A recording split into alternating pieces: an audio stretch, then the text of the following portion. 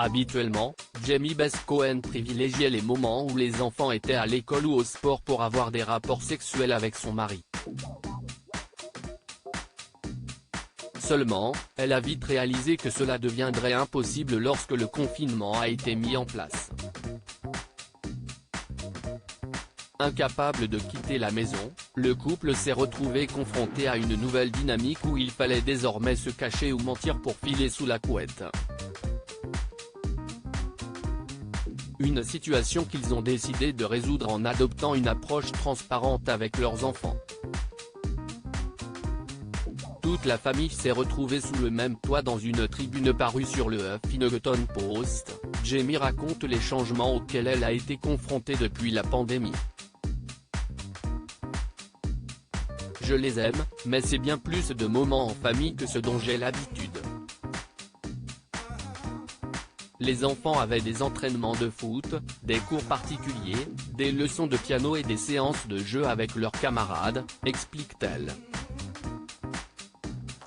Un temps dont elle tirait profit pour passer des moments intimes avec son mari, sauf que maintenant, notre petite maison ne nous permet pas d'avoir des activités d'adultes, ajoute la maman.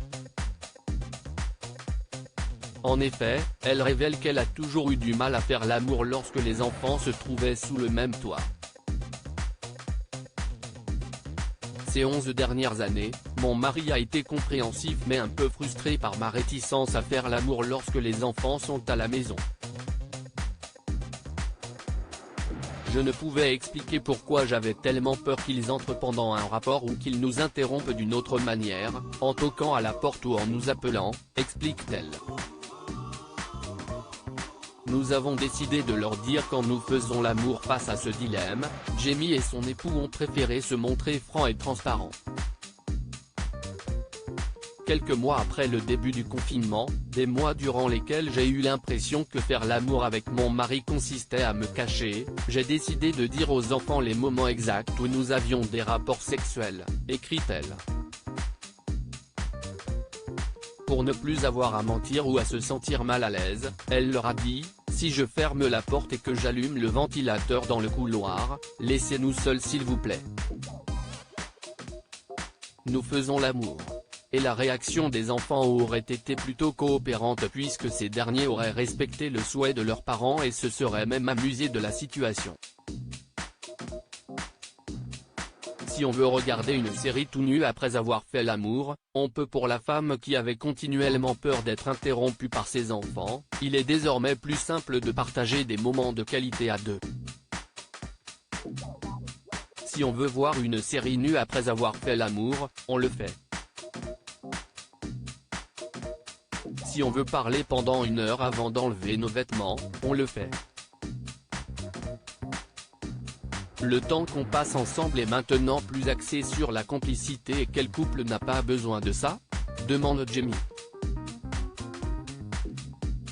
La maman admet que cette approche ne fera probablement pas l'unanimité mais pour sa famille, cela a bien fonctionné, souligne-t-elle. Parents, comment préserver sa vie intime lorsqu'on a des enfants ? Avec l'arrivée d'un bébé ou des enfants en bas âge, il peut être difficile de trouver du temps pour soi et pour son couple.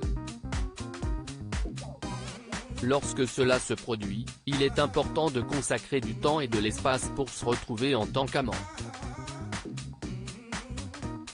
Face aux obligations et aux responsabilités du quotidien, il est crucial de ne pas se désengager du rapport physique et intime qui lie les deux partenaires, quitte à devoir planifier ces moments.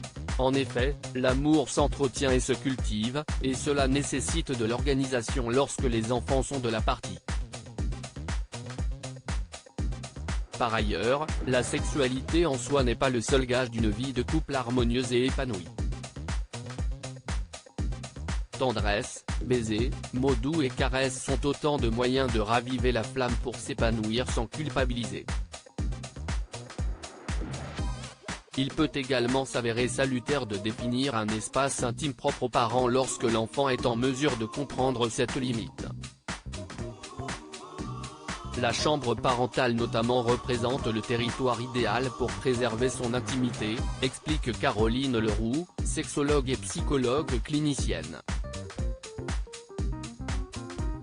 Lorsqu'ils sont assez grands, on peut expliquer aux enfants qu'ils ont besoin d'une autorisation pour entrer dans cette pièce, en frappant à la porte par exemple.